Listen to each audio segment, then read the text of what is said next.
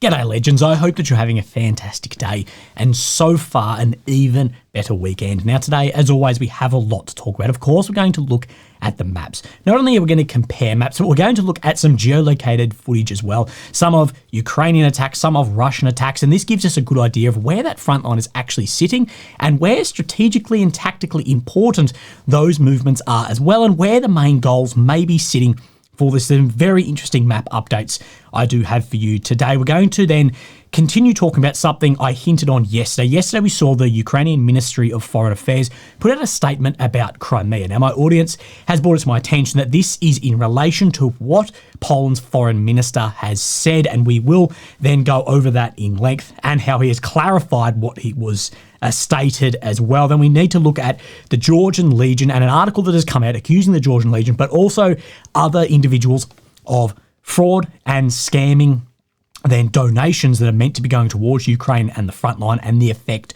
of this. And then we're going to talk about in length propaganda as well on a few different elements and a few different ways that propaganda can be effective.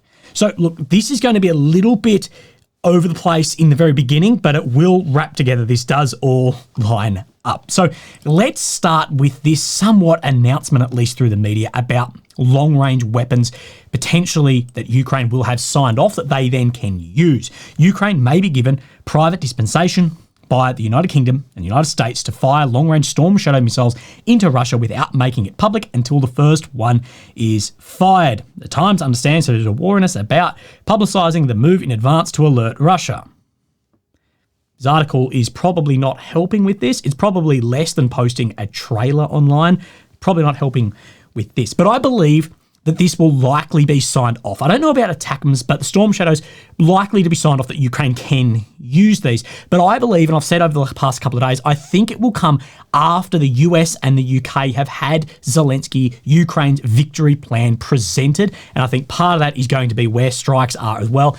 That part's probably not going to be public. Of course, you probably won't want to make that public, but I think after that victory plan is seen presented, then we may see the sign-off of these other elements. But one of the main reasons I think that there is some sort of push on this is the idea of spreading the war and, of course, stepping up that escalation ladder. Now, what I have been saying is that escalation ladder doesn't need to be inside of Ukraine. It can be technology going to other areas of the world where Russia may have influence and interest as well. And where I've spoken about before is, of course, Iran. And we're going to speak about Iran and election interference in the US as well. So there's footage here that I got sent across as well of a Yemeni, so of course down in Yemen, in Russia, getting taught how to speak Russian. Of course, the Houthi rebels that we see down in Yemen causing chaos, the Red Sea Suez Canal, of course, is a proxy of the IRGC coming out of Iran. Now, while we're speaking on the Houthis, this is from Reuters, and this is slightly unclear on this, but you take it how you will, that Houthi missile reaches central Israel for the first time. Houthi military spokesman said the group, with a new hypersonic ballistic missile that travelled over 2,000 kilometres in just 11 and a half minutes. So it's a long way very quickly. Israel has said that it was hit by an interceptor and fragmented in the air rather than being completely destroyed. So regardless of this, we have seen, of course, a technology increase there. And I believe this is more the escalation that the US is worried about. The US, I believe, is not worried about a nuke dropping somewhere in Ukraine. There's no real sign that that is on the immediate horizon of that happening. Other conventional military escalation, if it could be done, Russia would do it. What I believe they're worried about is escalation like that, technology going through to Iran, it leading out through its proxies and creating much different scenarios for groups and in, of course, other regions around the world as well. And this was put out actually yesterday by the Kyiv Independent. Now, nothing to do with this. He was talking about where it may sit in the future of this warfare. But this is interesting that this journalist has said, Ukraine and Russia remain locked in a war of attrition, hoping to spread the conflict to friendly blocs that can bear the immense costs or alternative theatres. To oversimplify, an air defence missile used in Israel or Taiwan is one that can't protect Ukrainian cities, and vice versa. So this is speaking on what we're talking about hybrid campaigns, of course, outside of Ukraine, maybe by the Russians as well, giving some stuff that can fire into Israel, because Israel will get these interceptors, I believe, before Ukraine will, just knowing the relationship and how close of allies there are too. But also people speaking about Ukraine may need to somehow get NATO more involved in this war, or target the Russians outside of occupied territory and outside of even Russian territory to bring in these, quote, friendly blocs that can bear the immense costs of war. So strategically, it might be in the favour to actually then spread the war more. Now, this is where I want to talk about election interference and lining up with Iran. Now, we see an article like this has come out over the last couple of days, but it's worth speaking. When the FBI said this week that Iran had tried to provide Democrats with material stolen from Donald Trump's campaign, it was the latest allegation of foreign interference in the US election. 2024 presidential campaign is encountering a spate of efforts by adversaries to weaken faith in the outcome and potentially alter the results. While much of the attention has been focused on Iran, Russia is still seen as the biggest threat. The question is that I raise is, which way does Russia actually want this election to go? And Iran and Russia are very close, and this war has drawn them even closer. Iranian operatives stand accused of hacking the Trump campaign and attempting to spread internal communications they pilfered, so across to the Democratic Party. But they do say that there was no indication those efforts were successful. So I want to speak on election interference, as I see this just different to the media.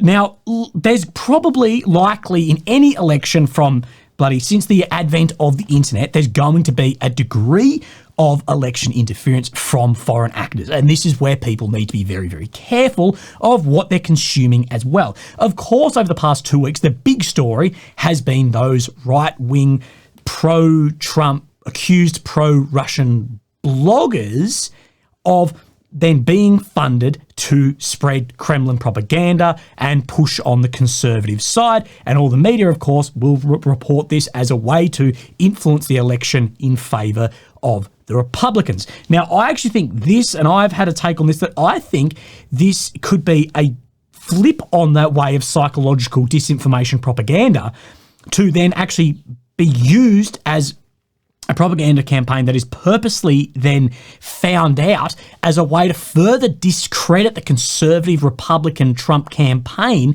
and further manipulate voters psychologically in this. Because what I am getting at is I don't see, when we lay out the bare bones of this, conservative versus progressive, I don't see why it is in Russia and Putin, the Kremlin's interests, to have Trump in power. And we'll lay this out. So we do know that Kamala Harris is far more predictable than Trump. That is objectively true. Now, this should actually be a bit of a concern, I believe, on the Ukrainian side also, because she's been in power for the last 3.5 years as the VP, and it could be more of the same: large promises, small deliveries. And of course, this includes Israel as well. It's going to be far more predictable what happens there. So for the Kremlin, they'll be going, well, that side of it is a lot more predictable. We've seen what it's like, and it will probably continue on that trajectory. With Trump, we don't know if it will go this or that, or it's far more unpredictable. But more so than that, Russia's outlook is that the liberal left, the woke, will be ultimately the downfall of the West. There is a lot of messaging coming out about this, propaganda to push this, as well as other intelligence operations we've seen specifically about this. My question is then, if you believe that the liberal left woke ideology, whatever, will be the downfall of your primary competitor, why would then you back the person who is saying that as well? That is Trump. Trump is saying that this liberal ideology left has gone too far, and that will be the unraveling of this as well. Why then would you back your main competitor with the similar view if you see that that is where it is falling down? Does that make sense? And of course, we've seen much of this come out in the way of things like the decree granting residency to foreigners who share the traditional Russian values. Russia is trying to paint themselves as a bastion of traditional conservative values. Trump is pushing on to bring back in, make America great again, back in those traditional, maybe conservative values. I don't see why it would be in the Kremlin's interest, rather than maybe tactically on the front line, but overall strategically worldwide, to put that person in power who shares the similar messaging of you of what is going to be the downfall. That just doesn't make sense to me today. And I think this is further reconfirmed sort of today by this order that has come out. Now, I will say I've only seen Russian Telegram chats share this, so don't take this as 100% correct. I couldn't find it on any of the official channels, but what is state-backed, what is official, what is independent, the line gets super blurred in this war anyway. By order of the government of the Russian Federation, dated blah, blah, blah, foreign states, territories implemented policies that impose destructive neoliberal ideological attitudes that contradict traditional Russian spiritual and moral values. Again, trying to paint as traditional moral spiritual values here against these neoliberal ideologies. Again, that's why I don't get why it would be pushing that side of the thing. Now, this is in alphabetical order, but Australia at the top, you can see the countries involved in this list that is then put out in here. And this, of course, falls in line with the granting residency of foreigners who share this across. So Russia, like I say, is trying to paint themselves as that. They believe the West's downfall will be the opposite of that. And a lot of the messaging coming out of the Republican campaign is similar. So I don't get why you'd try and back your competitor who's pushing back against what you think will be the downfall, if that then makes sense. So let's look at the maps. Let's look at Kursk. So here's Ukraine, the center. Here's the capital of Kyiv. The red areas occupied since 22, the purple since 2014, the green and the blue within Ukraine's borders, area where Ukraine has pushed back the Russians or the Russians have fallen out. Of course, in Kursk, we're about to speak about is where Ukraine is occupying ground in Kursk. Now, no changes on this map today. No changes on then the Noel Reports' map today, but we have a very couple of interesting updates in here. Now, let's look across this that was released through mainstream media as well. That Russia anticipated Kursk incursion months in advance. These seized papers show Russia's military command had anticipated Ukraine's incursion into Kursk region and had been making plans to prevent it for several months, according to the Kyiv documents that the Ukrainian army said it had seized from abandoned positions in that region. Now, there was a popular idea going around through Russian channels that Russia let this happen to draw Ukraine in to then step down on this and draw more Ukrainian forces away from areas like Pokrovsk so they could have a push through. That was a popular idea then put out there. Again, you know me, I'm not that big on the 4D chess moves this late into a war. I don't really believe in it. But again, this could also to be a form of propaganda to show that this was prepared and that the victory here and these grounds taken were even then more significant. Now, this is what is referred to as black propaganda. Now, that line will get me cancelled, but it is a legitimate term. Even if Netflix has taken the term black propaganda, maybe more literal as well. But black propaganda purports to emanate from a source other than the true source. This type of propaganda is associated with covert psychological operations. Sometimes the source is concealed or credited to a false authority and spread lies, fabrications, and deceptions. So it reveals Russian concerns and morale and ranks in Kursk. So a lot of the problems within the Russian forces here, which we know there are problems, of course, on that side of the fence. The Guardian could not independently verify the authenticity of the documents, but they bear the hallmarks of genuine Russian communications. The Guardian met with Ukrainian Special Operations team who seized these. The team said they had taken the Russian Interior Ministry, FSB, and Army documents from buildings in the Kursk region. Now, I do ask, why would those documents of that high be in the locations of which have been occupied in areas like Suja or in these areas in here? If it was out in Kursk, maybe more so, but why would they be in here? That's why I point at, could this be a form of that black propaganda said to be from a source of authority to have a psychological effect back the other way? Earliest entries dated as 2023, but military documents contain months of warnings about a possible incursion into that area.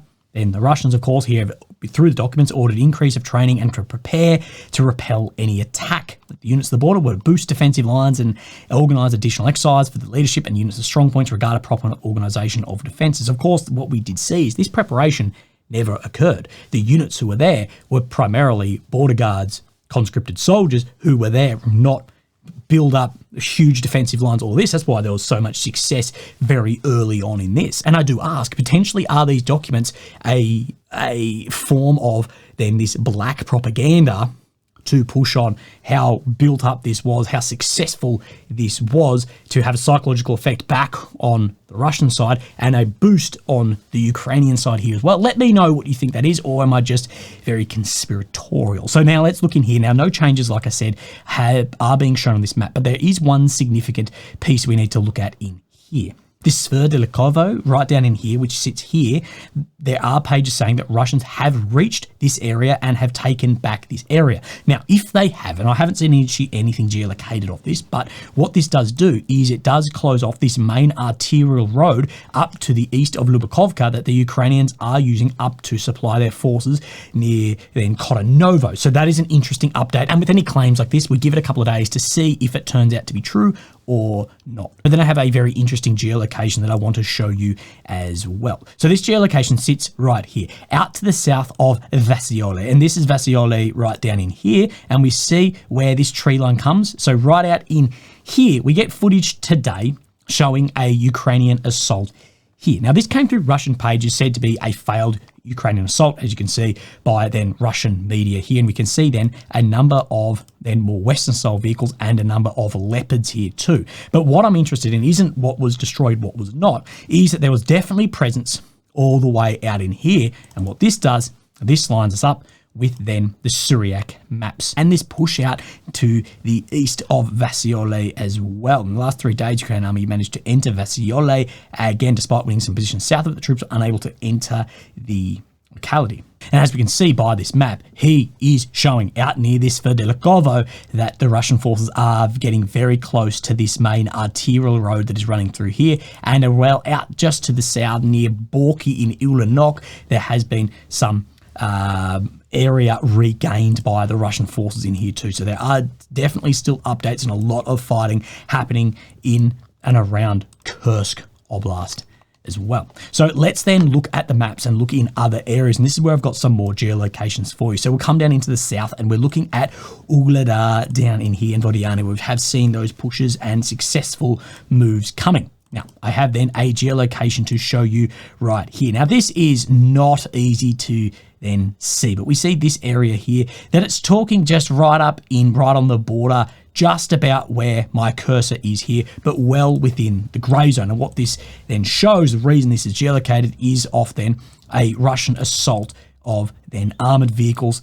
on a tree line down here. Now, again, the success of this, again, is hard to get from any of this footage. This was released through Russian channels too. But the reason we show this is this lines up with Syriac's update that he's showing then an advancement out here in line with the geolocation that we then saw, advanced 2 kilometers towards the locality of this Novukranka up in here too. So we get a better idea of where some things may be moving, but let's have a look and see where things may be actually lining up more so on these maps. So we'll come into Pokrovsk, and as we can see, a further westwards push out of Ukrainsk, then getting this then road through here, which is an important update as well. But of course, moving much closer towards this train line. We've spoken about the importance of this train line for where positions can be, and the flank of Veseloe. Of course, Veseloe is incredibly important into here. We have earlier seen a lot of attacks directly into Veseloe. It looks like Russia's not doing that. Now they're focusing more on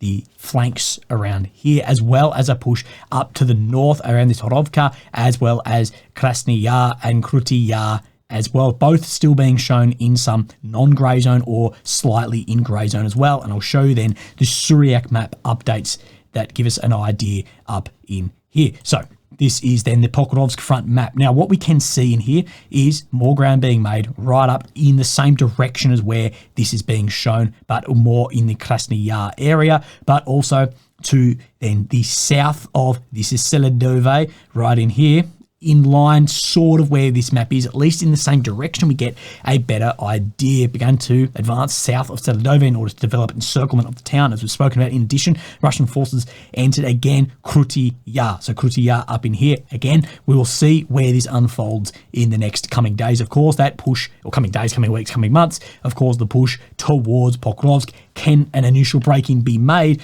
before the winter months slow down the front lines?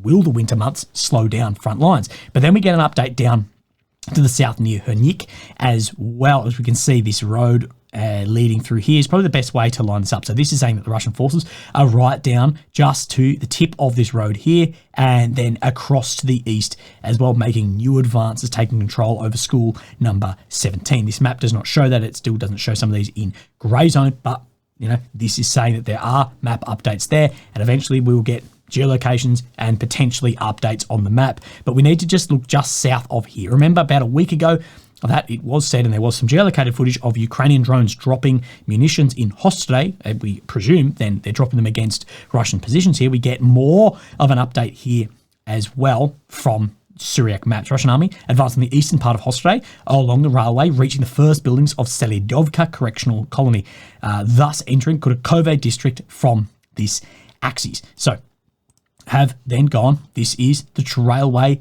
down in here, and are pushing down the railway now as well. As you can see, these are in very different shapes of where the advancement actually is. Of course, this red dot right here, this is Hostode itself, and then the colony that is pushing down in there. So again, it's hard to know because some of the maps are significantly different, but we get an idea. There's definitely been some updates in and around these areas. Now, no updates shown in Toretsk today, but we do see an update just near Druzhba or Dashny out here in Toretsk by Syriac maps, but just a few blocks taken there. We do have one more update on this map that does somewhat line up. Again, we know there's some movement in and around Makiivka. Of course, Syriac over the last couple of days, as we've been reporting, has been showing a lot of movement to the west, but also directly south out of Makiivka, and you can see some updates on this map today. Then we get this: Russian army took new positions northwestern part of Makiivka. 60% of the locality is now under Russian control. Look, I'd probably put this at 60% by Deep State's map. Of course, this is showing far more of a southerly push by the Syriac, but again, we can see, we will confirm that there's definitely some amount of movement that has occurred in Makiivka. So let's talk about Poland and Crimea. So I shared with you yesterday the comment of the Ministry of Foreign Affairs on unacceptable proposals regarding the future status of the Autonomous Republic of Crimea and the city of Sevastopol. And we spoke about diplomatically, militarily, how likely is the return of Crimea under then Ukrainian control. But there's another element here that I want to speak about. Now, this is what Kursk, the Polish foreign minister, has actually suggested that the possible options for solving the Crimea issue could be the transfer of the peninsula under the mandate of the UN, the United Nations, to hold an honest referendum after establishing legitimate residents. We could put it under the UN mandate with a mission to prepare a fair referendum after checking who the legal residents are and so on. And we could delay it for 20 years. Of course, that would have a difference in then who those residents are over that amount of time. Now, of course, copying a lot of backlash, and that Ministry of Foreign Affairs there as well, he then has clarified what is said, that Poland supports Ukraine's territorial integrity. There is no doubt about it, and I've emphasised this repeatedly. Remember, you're not allowed to speak out against any of this. He clarified that at the recent Yes conference in Kiev, there was a hypothetical off-the-record discussion among experts that he talked about in Crimea through diplomatic actions and what may be different down in here. So clarifying, we support Ukraine's territorial integrity, but it was an off-the-cuff chat. What could different possibilities be in here? But what I've had some people say to me is, well, this has opened a bit of a can of worms due to UN Charter and self-determination in international law. It denotes the legal right of people to decide their own destiny in the international order, of course, by international treaties, the UN Charter, International Covenant of Civil and Political Rights. This led to successful secessionist movements during World War I and II and laid the groundwork for decolonisation in the 60s. Contemporary notions of self-determination usually distinguish between internal and external self-determination, suggesting that self-determination exists on a spectrum. Internal self-determination may refer to various political and social rights. By contrast, external self-determination refers to full legal independent secession for given people from a larger politico-legal scale. But this is where this gets very interesting, if and when the guns were to fall silent, depending on the occupation of Crimea or not. The territorial integrity versus self-determination. When self-determination supports a people's right to decide their political fate, it is balanced by the principle of territorial integrity. For example, the borders of a state should not be changed by force. This is why claims of independence must be approached carefully, especially if they lead to secession from an existing state. So, of course, you can see the problem here for Russia already, that changing by force invasions there as well. But also, speaking of then, for the Polish foreign minister, where he speaks about having legal referendums and votes too. But self-determination is a guiding principle for decolonisation and the empowerment of oppressed groups. But it is not an automatic right to secession. States often argue that self-determination can be fulfilled through an autonomy or federal arrangements within state borders. So you can end up with an autonomous region there as well. But the can of worms that has opened up here is if the guns fall silent and Russia, say, maintain the occupation of Crimea, which I believe is highly likely in this war, diplomatic actions may then lead to a fair referendum, a fair vote on this region's future. Now, my reading here and what I've presented to you is that under the UN Charter, this self-determination, this could present possibly a large issue for Ukraine. But if there actually is an internationally recognised, a fair referendum vote conducted, of course, the votes in the past have been heavily criticised, legitimate. But what does that mean for maybe absorption of a breakaway area, autonomous area, to remain within states' borders? Now, what I've shown you here, it's not super clear. But if this is delayed 10, 20 years and there is then a fair referendum there, what side exactly would that vote then actually sit on? And depending which way that went, could that present a large issue for Ukraine if it remains occupied too? What if the people voted to have self-determination? Can it remain autonomous? But under Russia's state, will it change a border? That is very interesting there as well. And I think that is maybe what the Polish FM was alluding to, but that is interesting. Now, I've spoken before about being very, very careful if donating to anything online, from cancer charities to bloody Ukraine stuff to wherever. Just be bloody careful. And this has come out today from Ukraine Today. The Georgian leader evidence shows the leader lied about being poisoned to get donations, and saying some have exploited the war and continue to do so for social media attention and, above all, significant financial gains. It is an elephant in the room, understandably, no one wants to talk about. A delicate issue that embarrasses supporters who have donated to scammers. If you've ever been scammed, it is bloody embarrassing. This often leading to said donors and supporters doubling down and attacking those who try and ask basic questions and expose that they've been scammed. So due to this embarrassment, that they double down, no, this isn't a scam, because they may have then given someone $50. But failing to expose the scammers had led to millions of dollars being diverted away from brave Ukrainian soldiers in need of it and the pockets of those who don't. Let's continue. This isn't to say that some of the crooked individuals and orgs set out to be scammers or even consider themselves to be scams at all. Most begin their volunteer lives above board, later tempted, corrupted by large and largely unregulated sums of cash flowing in from Twitter donations via PayPal and other donations as well. Of course, none of this has been regulated, especially in the beginning. They begin to exaggerate, misrepresent their activities online in an effort to rake in more money, posting out popular fundraising drives and urgent calls for tens, sometimes hundreds of thousands of dollars, accompanied by vague statements of what money will be spent on, and never later providing proof of the items that have been purchased or delivered. Remember, there was that bloody Irish bloke who was taking photos in Ireland in like a bush in camouflage, raise a heap of money just to go buy bloody drugs, I think. Some, in fact, deliver large quantities of drones and other equipment and supplies, but intentionally hide, through an absence of financial transparency, the fact that they could be delivering 10 times the amount if only they'd stop dipping their hands in the money bit. And I spoke of this only yesterday. But what I've seen too, in looking at this, well, I'm guessing you've seen the same, is I've seen many times these fundraisers raise $250,000 and they purchase 3 Mitsubishi Triton pickup trucks. And I'm like, they're like $5,000 each, $10,000 each. Okay, you bought 50 drones. Fuck yeah, that's heaps. It's not adding up on that money too. Exactly the transparency of this. That's what I ask people just to look at before you give your hard-earned money. When you want it to be going where you want it to be bloody going. With units across Ukraine desperately needing the things that many on Twitter naturally yet mistakenly believe their donations will ensure are sent to them, fraudulent activity and a lack of transparency and regulation is costing lives.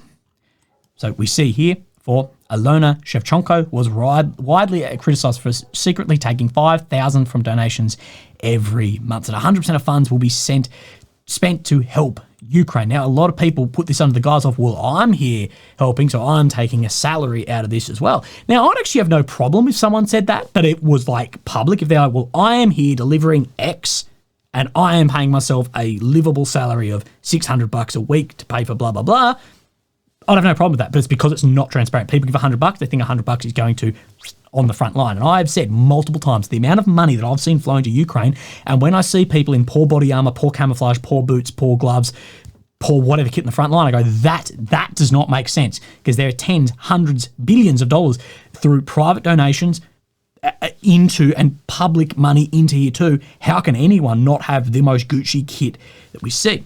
Who can forget American James Vasquez? I was trying to think of this bloke's name for weeks. A man who came to Ukraine, lied that he was a decorated army sergeant, a tank sniper or some shit, collecting thousands of dollars, and then practically disappeared.